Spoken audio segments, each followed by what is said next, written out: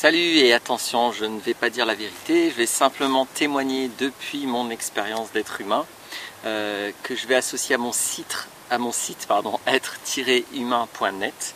Le thème aujourd'hui va être le complexe de la bonne fille ou du bon fils. Quelque chose que j'observe souvent et puis je pensais que ça allait être intéressant de regarder ce complexe avec un certain angle de vue.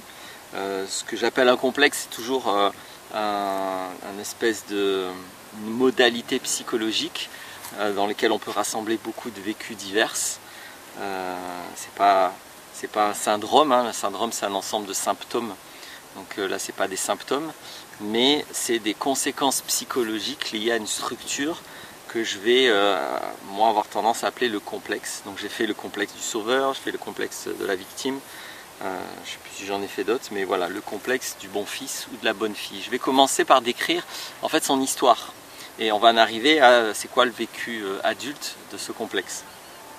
Alors, en général, l'histoire du bon fils et de la bonne fille, c'est l'histoire de quelqu'un qui a eu un ou des parents, évidemment qui voulant bien faire, ont totalement supplanté les désirs et les volontés, les envies, les espoirs de l'enfant et qui ont totalement contrôlé, totalement ou en tout cas beaucoup trop contrôlé sa vie, voir ses pensées, voir ses projets, etc. Donc il peut y avoir plusieurs formes de contrôle de ça. Il y a des versions douces, il y a des versions plus violentes, mais ça commence comme ça l'histoire. Ça commence avec des parents qui supplantent la volonté, les envies, les pensées, les désirs de l'enfant.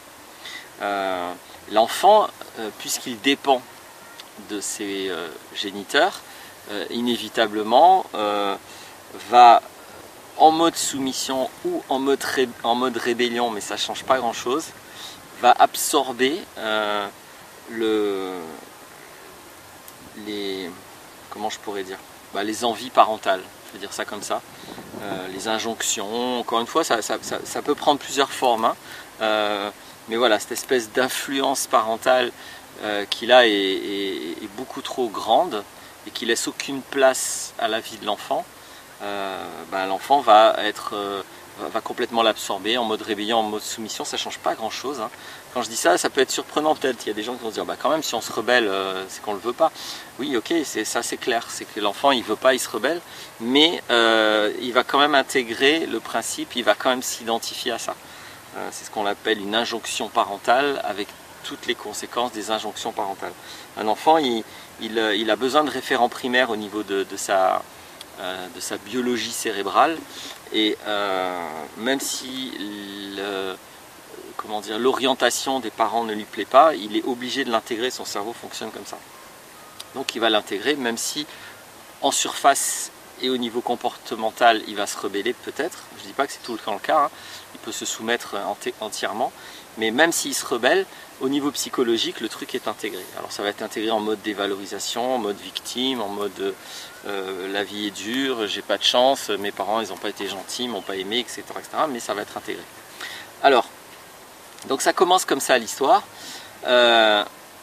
et ça finit avec quelqu'un qui, je dis bien ça finit, alors ça ne veut pas dire que c'est la fin de la vie, ça veut dire que c'est un complexe auquel on peut mettre fin. C'est le but de cette vidéo, hein, c'est de pouvoir mettre de la conscience sur si jamais toi qui regardes, tu te reconnais là-dedans, c'est de pouvoir mettre fin à ça. Et donc quand je dis ça finit, c'est ça que ça veut dire. Et ça finit en mode je sais pas qui je suis, je sais pas du tout de quoi j'ai envie, je sais pas quels sont mes projets, mes envies, mes désirs. Je suis complètement coupé de ça, ou en tout cas j'ai beaucoup de mal à réaliser ça, même si j'y accède un petit peu. En tout cas, il y a une faillite de réalisation de ses envies, de ses aspirations, de ses valeurs, de ses projets, etc. Donc là, je parle à l'âge adulte, hein. L'âge adulte, donc c'est quelqu'un qui est complètement coupé de lui-même qui est en général dépendant affectif parce qu'il a un gros manque affectif. Mais ce qui est particulier dans le complexe de la bonne fille ou du bon fils, c'est ce côté-là de j'arrive pas à savoir qui je suis, et j'arrive pas à réaliser ma propre vie. Je passe à côté de ma vie avec plus ou moins de conscience que je passe à côté de ma vie, mais je passe à côté de ma vie. Il y a deux formes du bon fils et de la bonne fille. Il y a la forme succès, c'est-à-dire c'est l'enfant qui a réussi à accomplir les désirs parentaux et qui, donc en général, c'est aussi un très très bon élève. Moi j'ai tendance à conseiller aux enseignants, aux instituteurs, etc., qui c'est légitime, s'occupent des enfants en difficulté, en échec scolaire comme on dit. Mais je pense qu'on devrait être très vigilant vers les enfants qui sont en succès scolaire excessif, les premiers de la classe, etc. C'est pas systématiquement des bons fils, des bonnes filles, mais souvent c'est des enfants pris là-dedans. Ils sont pas meilleurs de la classe pour rien, il y a une pression parentale énorme pour qu'ils le soient, et psychologiquement parlant, c'est très destructeur. Donc on devrait faire autant attention au premier de la classe qu'au dernier de la classe. Donc je reviens aux deux modes. Donc dans le mode succès, souvent ça fait donc des très bons élèves, avec soit une réussite scolaire, universitaire excellente, soit tout à fait honorable. Et des gens après qui trouvent en général une position sociale qui est soit bien enviée, soit moyenne, mais voilà, c'est-à-dire qu'ils réussissent leur fameuse intégration dans le système. Voilà. Et donc par contre, il y a un moment, ils sont dans la conscience que ils sont malheureux, qu'il y a quelque chose qui manque, et qu'ils ont réussi certaines choses, mais en fait ils ne savent pas qui ils sont, ils ne savent pas ce qu'ils veulent, ils n'ont pas d'enthousiasme et un grand sourire vis-à-vis de leur avenir. Ils sont un peu comme des bons fils, des bonnes filles, des bons élèves, des bons élèves qui sont capables de faire ce qu'on leur demande, mais au-delà de ça, après ils sont perdus, ils sont complètement terrorisés de l'idée de sortir de ce qu'on attend d'eux. Donc évidemment c'est des gens qui vont avoir très peu de... Je disais ce que ça veut dire aussi, du coup je l'ai dit peut-être un peu rapidement, quand on a une difficulté à accéder à ses envies, ses aspirations, etc. En fait souvent c'est des gens qui vont être ce qu'on appelle en référence externe, c'est-à-dire qui vont dépendre de l'opinion des autres, qui vont toujours chercher les opinions des autres ou les avis des autres ou les conseils des autres. Il y a encore une fois tout ce qui consiste à aller chercher des ressources autonomes à l'intérieur est une grande difficulté pour eux, où c'est complètement bloqué parfois. Donc je décrivais juste avant, ça c'est le mode réussite, quand on a une réussite scolaire, etc. Mais le bon fils et la bonne fille, c'est pas que ce mode, parce que parfois c'est un mode échec. C'est-à-dire que parfois l'enfant n'a pas réussi à satisfaire les exigences, les attentes parentales. Et là, en plus du complexe du bon fils, de la bonne fille, ça va être des gens qui vont être très dévalorisés, donc souvent ils sont en échec scolaire, puis dans la vie c'est dur, voire en échec total. Pour autant, c'est quand même des bons fils, des bonnes filles dans leur tête, c'est-à-dire qu'ils le sont en mode victime, dysfonctionnel, souffrance, voire dépression, donc ça peut être des vécus très lourds, donc très différents en apparence de ce que j'ai décrit tout à l'heure, mais là où c'est pas différent, c'est sur la définition que j'ai donnée du complexe du bon fils et de la bonne fille, c'est-à-dire que, encore une fois, des gens qui ne savent pas en fait ce qu'ils veulent, donc non seulement leur vie est en échec, mais en plus ils n'ont aucune idée de ce qu'ils veulent, parce qu'ils ont été dressés et non pas éduqués. Ça c'est plus de l'éducation, ça c'est du dressage. Ils ont été dressés, formatés, ils ont eu un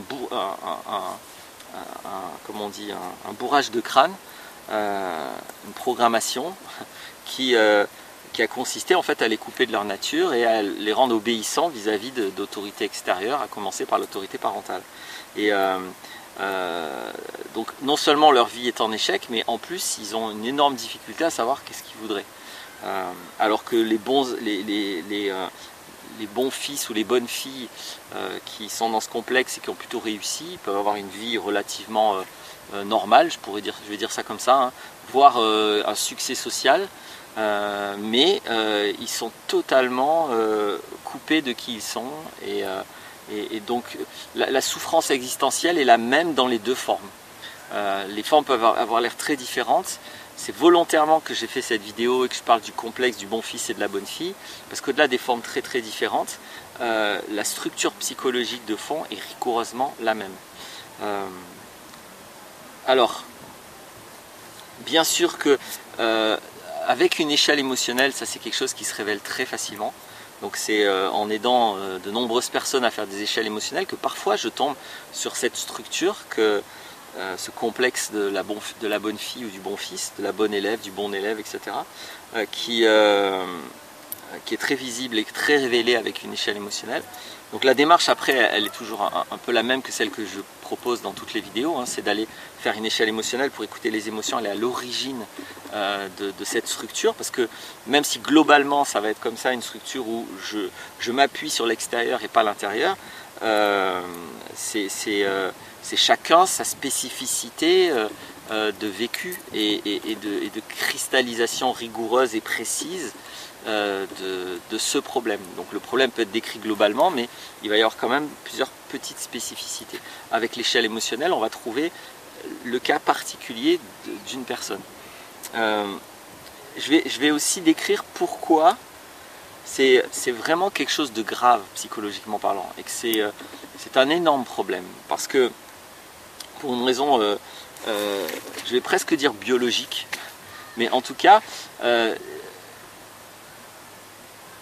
ce qui est important de comprendre, c'est que le cerveau est adapté à réaliser les envies, les désirs d'une personne, de soi-même. C'est-à-dire que mon cerveau, je vais parler comme ça va être plus clair je crois, mon cerveau, il est tout à fait adapté à réaliser mes envies, mes désirs profonds, parce que pour mon cerveau, mes envies à moi, mes désirs, mes volontés, c'est des choses qui procèdent de mes sensations, c'est des choses vivantes, c'est des choses complexes, vécues. C'est en fonction de ce que je vis, de ce que j'ai vécu, en fonction de ma propre expérience, que il y a des envies, des désirs, des orientations, et pour mon cerveau, c'est complet, et c'est vivant et c'est précis. Maintenant, ce qui concerne les envies, les conseils, les désirs des autres, à commencer par les parents, mais n'importe quel autre humain, pour le cerveau, ça ne va exister que sous forme de concept. Vous ne pouvez pas accéder aux envies, aux désirs de l'autre, sur le plan de l'expérience. On ne peut pas accéder à l'expérience de l'envie de l'autre. Vous ne pouvez accéder qu'à ce que l'autre en dit, qu'à sa formulation, qu'à sa conceptualisation. Et donc, le cerveau, il ne peut pas transformer des concepts qui viennent de l'extérieur en des envies et des désirs. Il ne sait pas faire, il n'est pas fait pour. Il n'y a pas de sensation, il n'y a pas de données suffisantes, il n'y a pas de données sensorielles vivantes reliées à ces idées-là. Alors que quand vos propres idées sont reliées à des envies, qui sont reliées à des expériences, donc reliées à des sensations, là il y a toute une chaîne, je vais oser dire biologique, vivante en vous, qui peut se réaliser, qui peut se découler dans la vie. Mais par contre, les envies des autres, c'est que des concepts, c'est que des idées, et c'est de la donnée morte, c'est pas de la donnée vivante. Et le cerveau, il ne sait pas quoi faire de ça. Donc quand je dis c'est pas quoi faire, j'exagère un peu. Encore une fois, voilà, le cerveau peut devenir simplement un robot et appliquer les ordres autant qu'il les comprenne. Voilà comment il peut faire. Mais il ne pourra jamais faire plus. Et évidemment, il n'y a aucun épanouissement personnel là-dedans, aucune joie, aucun enthousiasme. Il peut y avoir de la satisfaction parce qu'on a réussi ce qu'on attendait de nous. Il peut y avoir des émotions liées à des comblements affectifs, c'est-à-dire je me sens affectivement comblé parce que j'ai réussi, donc j'ai fait plaisir à papa, maman, donc je me sens comblé ou je me sens rassuré.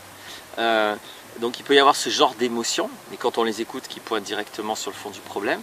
Mais il ne peut pas y avoir de réalisation, de bonheur, de liberté, d'épanouissement, de plénitude, de sérénité, je ne sais pas si je l'ai déjà dit, de réalisation, d'émancipation, de vie personnelle. Il ne peut pas y avoir de vie, il y a là-dedans que une programmation déroulée.